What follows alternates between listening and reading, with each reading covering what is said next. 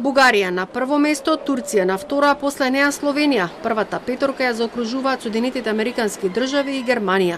Овие земји се со најголемо политичко присуство во Македонија во 2019 година, покажа истражувањето на Институтот Преспа. Како причини се наведуваат бугарското претседателство со Европската унија, потпишувањето на договорот за добрососедство, географската блискост, историските врски. Но присуството не значи и нивно влијание во земјата. Главно се должи на три точки во променливите. Бугарија е една од државите со кои што имаме најдолго воспоставени и развивани дипломатски односи. Имаме најразвиена билатерална соработка.